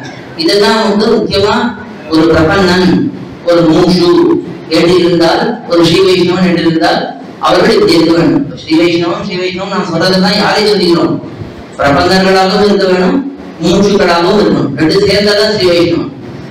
இந்த ஸ்ரீ வைஷ்ணவ சம்பிரதாய கொள்கையை ரெண்டு சேர்ந்ததுதான். ஏன்னா சில பேர் என்ன பண்றார், சரணாகதி பண்ணுகிறார்கள், ஆனா அவர்கள் மோட்சத்தை ஆசைப்படவில்லை, வேற எதையும் ஆசைப்படுகிறார்கள். அவர்களையும் ஸ்ரீ வைஷ்ணவர்கள் சொல்ல முடியாது. சில பேர் மோட்சத்தை ஆசைப்படுகிறார்கள், மூச்சுக்களா இருக்கா, ஆனா சரணாகதி பண்ணுவதற்கு வேறு ஏதோ உபாயங்களை நம்முடைய முயற்சியாலே நாம் பகவானை பட்டுவிடலாம் என்று நினைக்கிறார்கள். அவர்களையும் ஸ்ரீ வைஷ்ணவன் சொல்ல முடியாது. ஸ்ரீ வைஷ்ணவன் என்றால் இந்த ரெண்டு சேர்ந்து பிரபண்ணனாகவும் இருக்கணும், மூச்சுவா இருக்கணும். அப்படி இருக்கிறவர்கள் எப்படி வாழ வேண்டும் என்றால், சரணாகதி பண்ணவனாலே நன்றாக அடங்கி போகக்கூடியவன், அவன் மற்றவர்கள் கைப்பார்த்து இருப்பவன். மற்றவர்கள்னா யாரு, பகவானும் பாகவதர்களும் தான். அவர்களுடைய நிலையிலேயே ஒதுங்கி இருப்பவனாக இருக்கணும். அது மேல அவன் மூச்சுவா இருக்கிறதுனால மோட்சத்துல மட்டும்தான் அவனுக்கு ஆசை இருக்கணுமே தவிர உலக விஷயங்கள்ல எனக்கு பெருசா வீடு வாங்கணும், எனக்கு பெரிய வண்டி வாங்கணும், 10 வண்டி வச்சுக்கணும், 4 வண்டி வச்சுக்கணும், 4 வீடு வச்சுக்கணும், இப்படிங்கிற அந்த ஆசைகளை தான் அவன் குறைத்துக் கொள்ளணும். எல்லாருக்கும் உடனே எல்லா ஆசையும் போகிறது இல்லை. எல்லாருக்கும் ஏதோ ஒரு விதங்களிலே ஆசைகள் இருந்ததா இருக்கும். ஆனா நாம் ஆழ்வார்கள் ஆச்சாரியர்கள் வழியிலே நடப்பவர்களாக இருந்தா அந்த ஆசைகளை கொஞ்சம் கொஞ்சமா குறைத்துக் கொள்ள வேண்டும். இன்னைக்கு இல்லைனாலும் நாளைக்காவது நாம் அந்த நிலையை அடைய வேண்டும் என்கிற அந்த எண்ணமாக நாம் இருக்கணும். அப்படி நாம் அந்த முன்னேற்ற பாதையில போவதற்காக தான் இதெல்லாம் பொருள்கள் எடுத்து காட்டுகிறார்கள். புறப்பட்டான பற்றுகளிலே வாசனையோட விடுகைன்னு வெளியில எம்பெருமான் அடியார்கள் விஷயங்களை தவிர மற்ற விஷயங்களிலே நமக்கு இருக்கக்கூடிய ஆசையானது வாசனையோட போகணும். கொஞ்சம் கூட அது எண்ணமானது இருக்கக்கூடாது. இதெல்லாம் ரொம்ப உயர்ந்த நிலை. இப்ப நம்ம அடிப்படையிலேயே நமக்கு நிறைய கொண்டாட்டம் இருக்கு. இது போல விஷயங்கள்லாம் நம்ம பூர்வர்கள் காட்டியிருக்கார்களே, நம்மளால எப்படி இதெல்லாம் கடைபிடிக்கிறது என்று கேட்டால் அதுக்கு இந்த சத்சங்கங்கள் மேலே மேலே நாம் ஒரு உபதேசங்கள் நன்றாக கேட்டு அது உபதேசங்களை நன்றாக நாம் அனுஷ்டானம் வரைக்கும் கொண்டு வரணும். அதுக்கான நல்ல வழிகாட்டிகளை நாம் தேர்ந்தெடுக்கணும். ஏதோ நாம கேட்கிறோம், உபன்யாசம் கேட்கிறோம், ரொம்ப நல்லா இருக்கு, சிரிக்க சொல்றார் அப்படின்னு சொன்னா அது மட்டும் முக்கியம் இல்லை. வழிகாட்டியாக இருந்து ஆச்சாரியனாலே அதுதான் அந்த சப்தத்துக்கே அதுதான் அர்த்தம். ஆச்சாரியன் என்றால் தான் சாஸ்திரத்தை நன்றாக கற்று தேர்ந்து பெரியவர்களிடத்தை கற்று தேர்ந்து அதை தான் அனுஷ்டானத்திலே கொண்டு வந்து மற்றவர்களையும் அதை கற்று தேர்ந்து அனுஷ்டான பரியந்தம் பண்ணும்படிக்கு பண்ணுபவங்க ஆச்சாரியன். அந்த தன்மை இருக்கும் ஆச்சாரியர்களா இருக்கிறவர்களுக்கு. அப்படி இருக்கிறவர்களுக்கு தான் நம்ம ஆச்சாரியர்களாக கொள்ளணும். அவர்களிடத்தை வழிகாட்டுதலை பெற்று கொஞ்சம் கொஞ்சமா நம்ம மாற்றிக்கொள்றதுக்கு நாம சித்தமாக இருக்கணும். நாம இருக்கிறபடியே இருக்கலாம். இன்னைக்கு இல்லைனாலும் என்னைக்காட்டாலும் இதே போலதான் நான் இருப்பேன். நீங்க சொல்றது சொல்லிட்டே இருக்கோம், நான் கேட்கறதை கேட்டுட்டே இருக்கேன். ஆனா என்னுடைய நடைமுறையில வாழ்க்கையில எதையும் மாத்திக்க மாட்டேன்னு சொன்னா அது பிரயோஜனம்.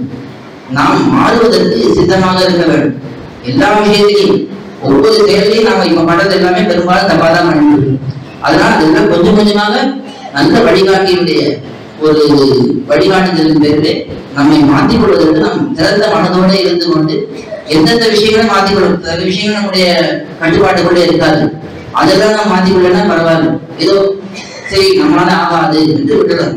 ஆனா நம்முடைய கட்டுப்பாட்டுக்குள்ளே இருக்கக்கூடிய விஷயங்களே நாம் மாறுதல்களை ஏற்படுத்திக் கொள்ளவில்லை என்றால் அது பெரிய குறைபாடாக ஆகும். இதெல்லாம் ரொம்ப முக்கியமான சில விஷயங்கள். இதுக்கு மேல இன்னும் ஒரு முக்கியமான ஒரு விஷயம் இருக்கு. அதோட சொல்லி இதை பூர்த்தி பண்ணி கொள்கிறேன். ஆகார நியமம். சாப்பிடுறது என்ன சாப்பிடணும், எப்படி சாப்பிடணும், எங்க சாப்பிடணும், இதெல்லாம் ரொம்ப முக்கியம். இந்த ஆகாரம் சுத்தமாக இருந்தால்தான் நம்முடைய இந்த தேகம் கொஞ்சமாவது சுத்தமாக இருக்கும். தேகம் சுத்தமாக அதுக்கு மேல மனசு சுத்தமாகணும். இதெல்லாம் சுத்தமானாதான் நமக்கு தெளிவு ஏற்படும். தெளிவு ஏற்பட்டால்தான் விஷயங்கள் நன்றாக உள்ளே போகும். ஆகார நியமம் மிக மிக அடிப்படை. எவ்வளவு ஏற்கனவே நமக்கு இந்த உலகத்திலே கிடைக்கக்கூடிய எல்லா பொருள்களுமே நிறைய கலப்படமாயிடுது. அதுல நாம தெரிந்தே வேற மேல கலப்படம் பண்ணினோம்னா அது விபரீதத்துக்கு மேலே மேலே இருக்கும். அதனால சில பேர் கேட்பா, எனக்கு நல்ல பக்தி எல்லாம் இருக்கு, பெருமாளத்தை ஈடுபாடு இருக்கு, ஆனா ஏதோ கோபம் வந்துட்டே இருக்கு, ஏதோ ஒரு ஆசைகள் இன்னும் குறையவே மாட்டேங்கிறது என்றுதான் கேட்பார்கள். என்ன காரணம்னா ஆகார நியமம் ஒரு முக்கியமான காரணம். நாம் என்ன சாப்பிட வேண்டும் என்றால் பகவானுக்கு எதெல்லாம் சமர்ப்பிக்கப்படுகிறதோ அந்த பகவான் அதை ஏற்றுக்கொண்டு நமக்கு பிரசாதமா கொடுக்கிறானே அதை மட்டும்தான் நம்ம சாப்பிடணும். அதை தவிர வேற எதை சாப்பிட்டாலுமே நமக்கு தோஷங்கள் தான் நம்முடைய உடம்பிலே அதிகமாகும். இப்ப பெருமாளுக்கு நாம் எதை கண்ட்ரோல் பண்ணுகிறோமோ அதைத்தான் நாம் எடுத்துக்கொள்ள வேண்டும். இப்ப பெருமாளுக்கு எதை வேணா கண்ட்ரோல் பண்ணலாமா அப்படின்னா அதுக்கு நிறைய கட்டுப்பாடுகள் இருக்கு. ஸ்ரீ வைஷ்ணவர்களாக அடியார்களாக இருக்கக்கூடிய நாம் எதையோ கொண்டு போய் பெருமாளுக்கு கண்ட்ரோல் பண்ண முடியாது. சில பேர் என்ன பண்ற, ஒரு உதாரணத்துக்கு ஒரு காப்பின்னு ஒரு பதார்த்தம் இருக்கு, அதை சில பேர் கண்ட்ரோல் பண்ணி சாப்பிடுவோம். ஆனா அதை நம்ம சாப்பிடவே கூடாது. சாப்பிடக்கூடாத பதார்த்தத்தை எப்படி பெருமாளுக்கு நாம் சமர்ப்பிக்க முடியும்? நாம் எதை சாப்பிடலாமோ அதைத்தான் பெருமாளுக்கு சமர்ப்பிக்கணும். இப்ப நாம் எதை சாப்பிடலாமோ அதைத்தான் சமர்ப்பிக்கணும்னா நமக்கு என்னென்ன சாப்பிடக்கூடிய வஸ்துக்கள்னு தெரிந்து அதை முதல்ல நாம குறிப்பிக் கொள்ள வேண்டும். இதெல்லாம் நம்ம கொஞ்சம் குறிக்கணும். எதை வேணா சாப்பிடலாம், எங்க வேணா சாப்பிடலாம், எப்படி வேணா சாப்பிடலாம், ரொம்ப சௌகரியமா இருக்கு. ஒரு கலாச்சாரம்னாலே குறுகுதல் என்றுதான் சொல்லுவார்கள். எந்த ஒரு கலாச்சாரம்னாலும் ஏதோ ஒரு பண்பாடுன்னா அப்போ இப்படிதான் நடக்கணும், இப்படிதான் பண்ணணும், இஷ்டப்படி வாழறது. ஒரு சில இடத்துல எப்படி வேணா இருக்கலாம், என்ன உடைகள் வேணா அணிந்து கொள்ளலாம், என்ன மாதிரி எப்படி வேணா சாப்பிடலாம், நடந்துட்டே சாப்பிடலாம், வண்டி ஓட்டிட்டே சாப்பிடலாம், இப்படி கூட சில இடங்கள்ல வச்சுட்டு இருக்கார்கள். ஆனா நம்முடைய பண்பாடு, நம்முடைய சம்பிரதாயத்திலே, நம்முடைய தர்மத்திலே அப்படி எல்லாம் சாப்பிடுவதுன்னா சாத்விகமான ஆகாரங்கள். விஷ்ணு என்ற எம்பெருமான் பகவான் அவனே சாத்விகமான தெய்வம். அவனுக்கு நாம் படைக்கக்கூடிய பதார்த்தமானது சாத்விகமான பதார்த்தமாக நல்ல காய்கறிகள், அதே போல நல்ல அரிசி பருப்பு, இதை போல நம்முடைய பெரியவர்கள் எதை கை கொண்டிருக்கிறார்களோ, காய்கறிகளா இருக்கட்டும், எல்லாமே பழங்களா இருக்கட்டும், எல்லாமே நமக்கு பெரியவர்கள் எதை கை கொண்டிருக்கிறார்களோ அதே போல பதார்த்தங்களை தான் நாம உபயோகப்படுத்தணும் தளிகை பண்றதுக்கு. அது தளிகை பண்ணும் பொழுதும் சுத்தமான மனசோட பண்ணணும். ஏதோ கோபத்திலையும் ஆத்திரத்திலையும் அழுகையிலையும் வருத்தத்திலையும் இதுலயே நம்ம தளிகையை பண்ண முடியாது. பெருமாளுக்கு பண்றோம்னு நினைக்கணும். எப்பவுமே நமக்கு ஒரு விஷயம் நமக்கு புரிஞ்சிருந்தனாலே மற்ற எல்லா விஷயமும் சுலபமா ஆயிடும். எத்தனை கோடான கோடி அண்டங்கள் அதெல்லாம் அடங்கிறது இந்த சம்சாரம்ங்கிறது. இந்த சம்சாரம் ஒரு பகுதி, இதை விட பெரிய பகுதி பரமபதம், நித்திய விபூதி. இது எல்லாத்துக்கும் ஒரே ஒரு தலைவன் பகவான் ஸ்ரீமன் நாராயணன். அந்த பகவான் நம்ம எப்படியோ தேர்ந்தெடுத்து நம்ம ஒரு அடியவனா ஆக்கியிருக்கான். நம்முடைய கிரகத்திலே நம்மிடத்திலே நாம போடுற உணவை சாப்பிடுவதற்காக ஒரு திருமேனியை எடுத்துட்டு இருக்கான். சாலகிராம பெருமாளா இருக்கட்டும், ஏதோ ஒரு படத்துல இருக்கட்டும், இதுவெல்லாம் நம்ம அடியவர்கள் உகந்து அந்த எம்பெருமான ஒரு உருவத்தை எடுத்து கொடுத்தோம் என்றால் அந்த எம்பெருமான் உகந்தை எடுத்துக் கொள்கிறான். கமர்வந்தத்தை ஒருவரும் அபூர்வம் தானேன்னு ஒரு படத்துல கூட எம்பெருமான் இருப்பான். நாம இல்லைன்னு சொல்ல முடியாது. நாம் அந்த எண்ணத்திலே பண்ணினோம்னா அந்த எம்பெருமான் உகந்தை எடுத்துக்கொள்ள போகிறான். எப்படி இருந்தாலும் எம்பெருமான் நம்மிடத்திலே என்று வந்து விட்டான். அப்படிப்பட்டவன் நம்மிடத்துல வந்திருக்கான். எவ்வளவு கோடான கோடி அண்டங்கள், கணக்கற்ற அண்டங்கள், அதுக்கெல்லாம் தலைவனா இருக்கவன் நம்ம தேடி வந்திருக்கான். நம்ம கையால உணவு வாங்கியிருக்காரு வந்திருக்கான். அப்ப அந்த எம்பெருமான் நம்ம எவ்வளவு அன்போட ஒரு உணவை கொடுக்க வேண்டும். ஏதோ சாதாரணமா ஒரு வழிபோக்கான் அவனை கூட்டு நாம சாப்பாடு போட்டா கூட உப்பு அதிகமாகவோ காரம் அதிகமாக இருந்தோ நீங்களே சாப்பிட்டுக்கோங்க நான் புறப்படுறேன்னு சொல்லி போயிடுவான். ஆனா எம்பெருமான் எப்படிப்பட்டவன்? எல்லா ஜெகத்துக்கும் மொத்த ஜெகத்துக்கும் அதிபதியா இருக்கிறவன் நம்மிடத்தே வந்திருக்கான். அப்ப அவனுக்கு எவ்வளவு ஆசையோட நாம் எவ்வளவு ஒரு பரிவோட அந்த உணவை தளிகை பண்ண வேண்டும். அப்படி தளிகை பண்ணி அதை ஆசையோட அந்த எம்பெருமானுக்கு சமர்ப்பித்து அவன் அதை திருப்தியாக ஏற்றுக்கொண்ட பிறகு அது நமக்கு பிரசாதமானது. அந்த உணவை மட்டும்தான் நம்ம சாப்பிடணும். அதை தவிர நாம் அதை எதையாவது ஒரு எம்பெருமான் தானே பகவத்கீதையில சொல்லுகிறான். எனக்கு சமர்ப்பிக்காத, அதாவது யாகத்திலே சமர்ப்பிக்காமல் ஒருவன் தனக்காக உணவை பண்ணி சாப்பிட்டான் என்றால் அது கவலமாக அவன் பாவத்தை முடிகிறான் என்று எம்பெருமான் தானே சொல்லுகிறான். அது தவிர பூர்வாச்சாரியோட சரித்திரத்தை பார்த்தா எம்பெருமானுக்கு இடாத உணவு, அவனுக்கு சமர்ப்பிக்காத உணவு நாய்கிட்ட உணவு என்று சொல்கிறான். அப்படிப்பட்டதான் எம்பெருமானுக்கு சமர்ப்பிக்காமல் நமக்கு ஒருத்தர் ஒரு உணவை கொடுக்கிறார், அதை நாம் சாப்பிடுறோம்னா நாய் மிச்சத்தை சாப்பிட்டதை போல என்றெல்லாம் அப்படியெல்லாம் காட்டுகிறார்கள் பெரியவர்கள். அப்படி இருக்கும் பொழுது நாம் எந்த பாவத்தோட எந்த எண்ணத்தோட இந்த உணவை எடுத்துக்கொள்ள வேண்டும்? எம்பெருமானுக்கு சமர்ப்பித்ததாக மட்டும்தான் இருக்க வேண்டும்.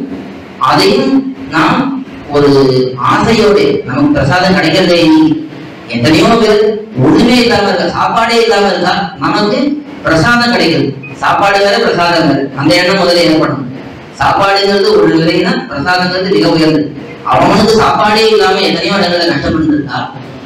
ஆனா நமக்கு இங்கே எம்பெருமானுடைய பிரசாதம் கிடைக்கிறதுக்கு அந்த எண்ணம் இருந்து அதை நாம் எடுத்துக்கொண்டோம் என்றால் கொஞ்சம் கொஞ்சமாக நம்முடைய எண்ணங்கள் மாறும். நமக்கு சத்துவகுணமானது ஏற்படும். விஷயங்களை நாம் நன்றாக கற்றுக்கொண்டு மேலே நல்ல பக்தியானது வளர்வதற்கு நல்ல ஒரு வாய்ப்பை அமைத்துக் கொடுக்கும். அப்படி ஆகார நியமம் மிக மிக முக்கியம். அதை நாம் கண்டிப்பாக ஸ்ரீ வைஷ்ணவர்களாக இருப்பவர்கள் கண்டிப்பாக அந்த நியமத்தை கொள்ள வேண்டும். அது இருந்தால் தான் நமக்கு மேலே மேலே நன்மைகள் ஏற்படும். இப்படி பல விஷயங்கள் ஸ்ரீ வைஷ்ணவ லட்சணம்னா இது ஒரு மணி நேரத்தை சொல்லி முடிக்கக்கூடிய விஷயம் இல்லை. ஒரு விஷயத்தை எடுத்தா அது ஒரு மணி நேரம் போகலாம். தேவதாந்திர பஜனம்னா அதை பத்தி பேசுறதுக்கு 2 மணி நேரம் 3 மணி நேரம் பேசலாம். ஆகாரணியம்னா அதை பத்தி 3 மணி நேரம் 4 மணி நேரம் பேசலாம். அது தவிர ஆத்ம குணங்கள் என்று பார்த்தால் அதை பத்தி பல மணி நேரங்கள் பேசலாம். ஆனாலும் இப்ப நமக்கு நேரம் சுருக்கமாக இருந்தனாலே ஓரளவுக்கு சுருக்கமாக உங்களுக்கு இந்த விஷயங்களை பகிர்ந்து கொண்டிருக்கிறேன். அவருடைய மனத்தை புண்படுத்துவதற்காக இதெல்லாம் சொல்லவில்லை. ஆனா இதெல்லாம் நம்முடைய ஆழ்வாராச்சாரியர்கள் காட்டின அர்த்தங்கள். ஸ்ரீ வைஷ்ணவர்கள் என்று நாம் சொல்லிக் கொண்டோம்னா நாம் இதை கைக்கொள்வதற்கு முயற்சி பண்ண வேண்டும். என்னைக்கா இருந்தாலும் என்னைக்கோ ஒரு நாள் மாறித்தான் ஆகணும். அது இனியிலிருந்து நம்ம அந்த மாற்றத்தை கொண்டு வர முயற்சிக்க வேண்டும் என்று சொல்லி என்னுடைய வார்த்தையை முடித்துக் கொள்கிறேன். இந்த ஸ்ரீமத் மணவாழ் மாமனிகள் சபை இதுவே பல கைங்கரியங்களை பண்ணி வருகிறார்கள். இந்த அடியார்கள் ரொம்ப ஸ்ரத்தையோட இந்த கைங்கரியங்களை பண்ணுகிறார்கள். மேலும் மேலும் அவருடைய கைங்கரியங்கள் நன்றாக தழைக்க வேண்டும். இன்னும் பல பல மாநாடுகள் நடத்த வேண்டும். இன்னும் பல பல கைங்கரியங்களை இவர்கள் பண்ண வேண்டும் என்று ஆழ்வார் ஆச்சாரியர்களுக்கு பிரார்த்தித்துக் கொண்டு அமைகிறேன். ஆழ்வார் பெருமானார் ஜிஎல் திருடி கணேசனும் கோயில்.org நம் சம்பிரதாயத்தின் பல்வேறு புத்தகங்களை பல மொழிகளில் வெளியிட்டுள்ளது. சம்பிரதாய அடிப்படை விஷயங்கள் முதல் ஆழ்ந்த அர்த்தங்கள் வரை உள்ளடக்கிய பல புத்தகங்கள் books.coil.org வலைத்தளத்தில் உள்ளன. இப்புத்தகங்களை வாங்க koil.org@gmail.com மூலமாகவோ அல்லது வாட்ஸ்அப் எண்கள் 8220151966 அல்லது 9600595273 மூலமாகவோ தொடர்பு கொள்ளலாம்.